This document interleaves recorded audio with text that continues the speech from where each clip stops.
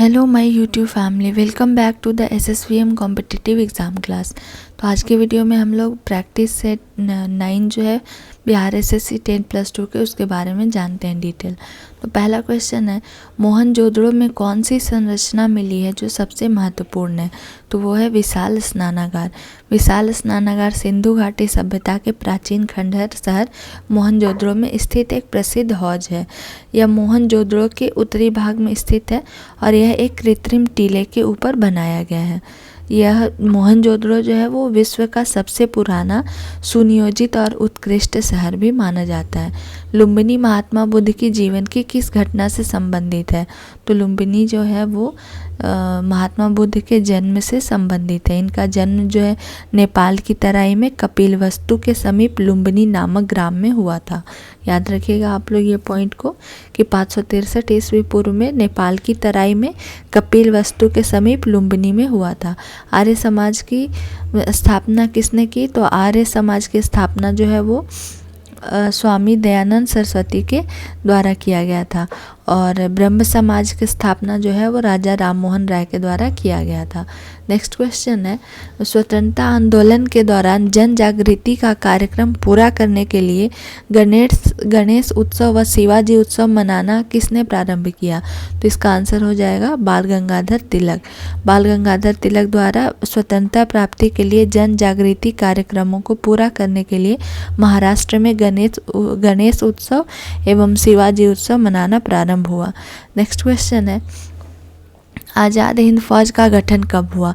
तो आज़ाद हिंद फौज का गठन जो है वो 1942 ईस्वी में हुआ था और इसकी कमान जो है सुभाष चंद्र बोस को दी गई थी। रॉलेट अधिनियम किस वर्ष में पारित किया गया था? तो ये 21 मार्च 1919 को पारित किया गया था। 1942 प्रसिद्ध भारत छोड़ो आंदोलन प्रस्ताव कब पारित हुआ था? तो ये 8 अगस्त 1942 को पारित हुआ था भारत छोड़ो आंदोलन। नेपोलियन संहिता 1804 का क्या विषय था? तो इसका आंसर हो जाएगा उपरोक्त सभी। ऑप्शन में आपके 3 दिए हुए थे, कानून से समानता, संपत्ति का अधिकार और जन्म से विशेषाधिकारों का सफाया। नेक्स्ट क्वेश्चन है, जापान, जर्मनी और इटली ने मिलकर एक गुट का निर्माण किया जिसका नाम क्या था? तो उस गुट का नाम जो है वो धुरी शक्ति गुट रखा गया। द्वितीय विश्व युद्ध धुरी शक्ति गुट व मित्र राष्ट्रों के गुट के मध्य हुआ था। ये पॉइंट आप लोग याद रखिएगा कि द्वितीय विश्व युद्ध जो है वो धुरी शक्ति गुट एवं मित्र राष्ट्रों के गुट के मध्य में हुआ था। भारतीय संविधान के किस संशोधन द्वारा प्रस्तावना में 2 शब्द समाजवादी और धर्म निरपेक्ष को जोड़ा गया था? तो 42वें संविधान संशोधन के द्वारा जो है इसमें 2 शब्द को जोड़ा गया था, समाजवादी, निरपेक्ष और राष्ट्र की अखंडता। ये शब्द जोड़े गए थे। इसलिए संविधान को प्रस्तावना, ये जो संविधान की प्रस्तावना है उसे संविधान की कुंजी भी हम लोग कहते हैं। नेक्स्ट क्वेश्चन है, निम्न में से कौन सा कथन भारतीय संविधान की प्रस्तावना के संबंध में सही नहीं है? तो प्रस्तावना में अभी तक सिर्फ 2 बार ही संशोधन किया गया है। ये जो कथन है, ये जो स्टेटमेंट है वो सही नहीं है। भारतीय संविधान का कौन सा अनुच्छेद एक स्वतंत्र चुनाव आयोग प्रदान करता है? तो अनुच्छेद 324 जो है वो आपको भारतीय संविधान के भाग 15वें में अनुच्छेद 324 से लेकर अनुच्छेद 329 तक निर्वाचन की व्याख्या की गई है। याद रखिएगा आप लोग। और उसमें 324 में स्वतंत्र चुनाव आयोग प्रदान किया गया है। तो अगर क्वेश्चन आपसे ऐसे भी पूछा जा सकता है कि अनुच्छेद 324 से लेकर अनुच्छेद 329 में किसकी व्यवस्था की गई है? तो याद रखिएगा निर्वाचन की व्यवस्था की गई है। नेक्स्ट क्वेश्चन है, भारत में कानूनी अधिसत्ता किसके अधीन है? तो भारत में कानूनी अधिसत्ता जो है वो संसद के अधीन है। नेक्स्ट क्वेश्चन है, किसी राज्य के मुख्यमंत्री की नियुक्ति किसके द्वारा की जाती है? तो वो राज्यपाल के द्वारा की जाती है। भारत के उपराष्ट्रपति के निर्वाचन मंडल में शामिल होते हैं तो संसद के दोनों सदस्यों के सदन यानी कि लोकसभा और राज्यसभा दोनों के जो होते हैं वो आपके इसमें भाग लेते हैं। भारत के किस राज्य में पंचायती राज प्रणाली अस्तित्व में नहीं है? तो मेघालय, मिजोरम और नागालैंड, उपयुक्त में से कोई नहीं इसका आंसर हो जाएगा। तो ऑप्शन में आपके 3 थे, मेघालय, मिजोरम और नागालैंड। नेक्स्ट क्वेश्चन है, जम्मू और कश्मीर उच्च न्यायालय के मुख्य न्यायाधीश जिनको बाद में उच्चतम न्यायालय के न्यायाधीश की शपथ दिलाई गई, उनका क्या नाम था? तो उनका नाम न्यायमूर्ति दलवीर भंडारी था। किस राज्य का पृथक संविधान था? तो जम्मू कश्मीर। सूर्य की किरणें पृथ्वी की सतह पर पहुंचने में कितना समय लेती है? तो लगभग 8 मिनट का टाइम लगता है सूर्य की किरण को पृथ्वी के सतह तक आने में। नेक्स्ट क्वेश्चन है, फिनलैंड की शासकीय मुद्रा क्या है? तो फिनलैंड की जो शासकीय मुद्रा है वो है यूरो। निम्नलिखित में से कौन सा संघनन नहीं है? ओस, कोहरा, धुआं, पाला, मेघ और वर्षा। तो धुआं जो है वो संघनन नहीं है, याद रखिएगा आप लोग कि धुआं संघनन नहीं है। ज्वारभाटा की उत्पत्ति का कारण क्या है? तो चंद्रमा का गुरुत्वाकर्षण। पृथ्वी, चांद और सूर्य के आपस के आकर्षण से उत्पन्न होते हैं। 24 घंटे में प्रत्येक स्थान पर 2 बार ज्वारभाटा आता है। बीबीपुर एवं नजफगढ़ झील किस प्रकार के प्राकृतिक क्षेत्र में स्थित हैं? तो वो मैदानी क्षेत्र में स्थित है। एशिया में तीसरा सबसे अधिक आबादी वाला देश कौन सा है? तो वो है इंडोनेशिया। इंडोनेशिया जो है वो एशिया में पूरे विश्व की 60% आबादी निवास करती है। एशिया के 3 सबसे आबादी वाले देश जो हैं वो चीन, भारत और इंडोनेशिया। याद रखिएगा आप लोग कि एशिया के 3 सबसे आबादी वाले देश, पहला में चीन आता है, दूसरा भारत है और तीसरा इंडोनेशिया का है। नेक्स्ट क्वेश्चन है, म्यांमार का किसका नया नाम है? तो बर्मा का जो है नया नाम म्यांमार रखा गया है। निम्न में से सही जोड़े का मिलान कीजिए। तो इसका त्रिपुरा और अगरतला हो जाएगा। त्रिपुरा की राजधानी जो है वो अगरतला है। नाथुला दर्रा किस राज्य में स्थित है? तो ये सिक्किम राज्य में स्थित है। नागार्जुन सागर बांध किस नदी पर स्थित है? तो वो कृष्णा नदी पर नागार्जुन सागर बांध जो है वो स्थित है। नेक्स्ट क्वेश्चन है, किसी मरु क्षेत्र में मृदा अपरदन को रोका जा सकता है? तो पेड़ लगाकर या वृक्षारोपण करके हम लोग मरु क्षेत्र में मृदा अपरदन का मतलब होता है कि वहाँ की मिट्टी जो है उसका कटाव हो रहा है। तो मिट्टी के कटाव को रोकने के लिए हम लोग ज़्यादा से ज़्यादा पेड़ को लगाते हैं। जनगणना 2011 के अनुसार सर्वाधिक घनी आबादी वाला राज्य कौन सा है? तो वो है यूपी। वैश्वीकरण से क्या तात्पर्य है? तो वैश्वीकरण जो ऑप्शन आपका दिया हुआ था उसमें हो जाएगा कि उपरोक्त में से कोई नहीं। वैश्वीकरण का शाब्दिक अर्थ स्थानीय या क्षेत्रीय वस्तु या घटनाओं के विश्व स्तर पर रूपांतरण से है। याद रखिएगा, इसे हम लोग ग्लोबलाइजेशन के नाम से भी जानते हैं। तो इसका शाब्दिक अर्थ जो है वो होता है स्थानीय या क्षेत्रीय वस्तु या घटनाओं के विश्व स्तर पर रूपांतरण। 1 रुपये के नोट किसके द्वारा जारी किए जाते हैं? तो 1 रुपये का नोट जो है वो भारत सरकार के द्वारा जारी किए जाते हैं। निम्नलिखित में से कौन से दक्षिणी अमेरिकन देश में वर्ष 2000 में पानी की आपूर्ति के निजीकरण के विरुद्ध पानी युद्ध हुआ था? तो वो है बोलीविया। बोलीविया के जो कोचाबाबा जो है शहर में वर्ष 2000 में पानी की आपूर्ति के निजीकरण के विरुद्ध पानी युद्ध हुआ था। याद रखिएगा वो शहर का नाम जो है वो है कोचाबाबा।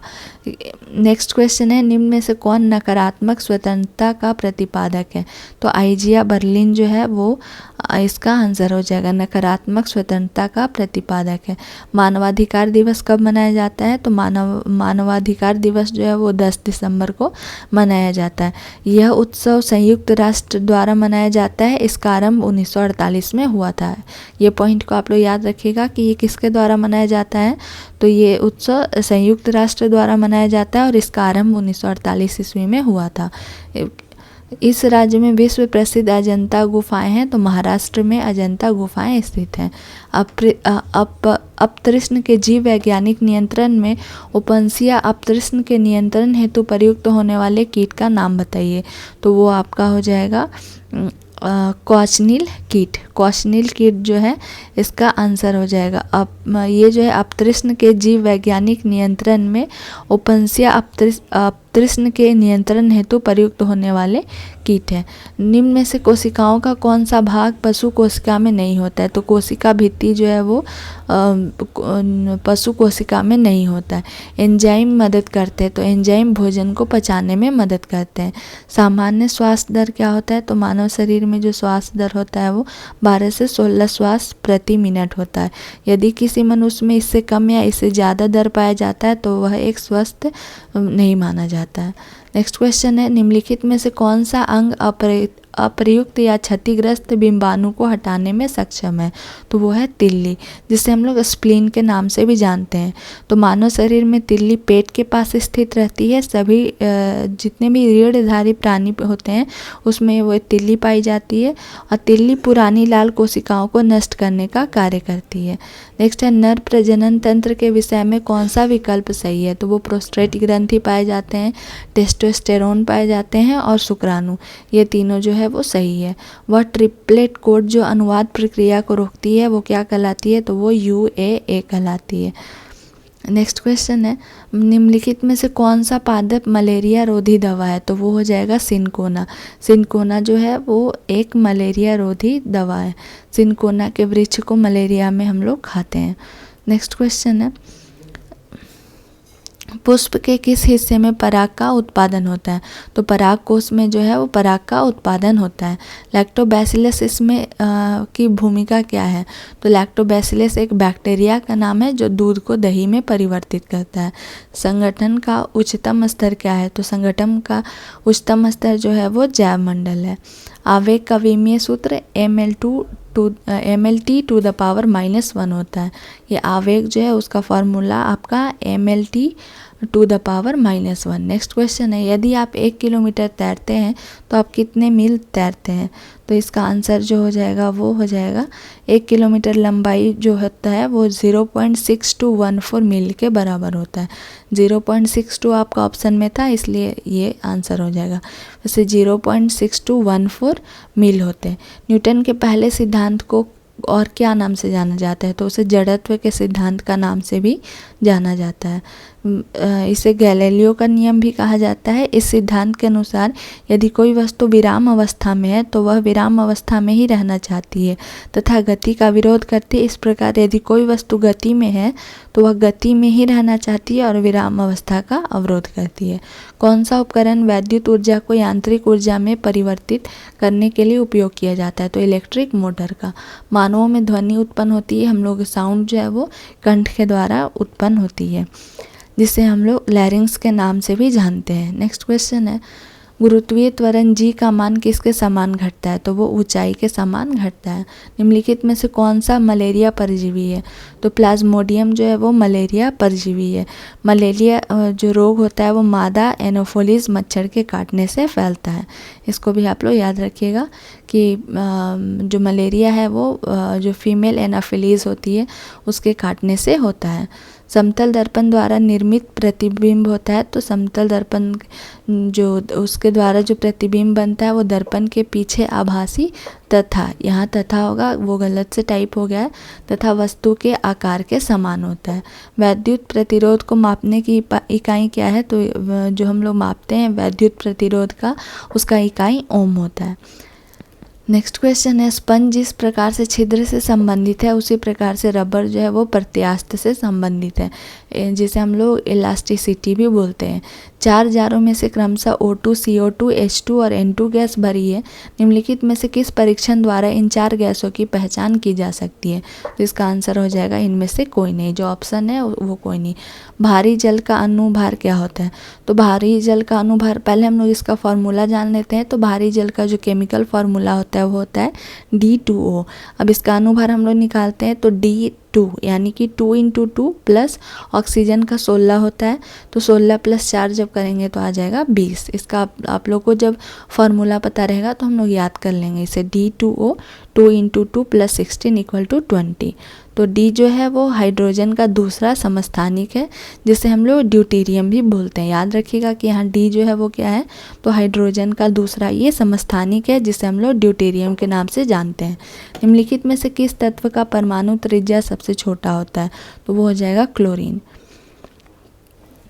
इन्वर्टर बैटरी में कौन सा एसिड पाया जाता है? H2SO4, जिसे हम लोग सल्फ्यूरिक एसिड के नाम से भी जानते हैं।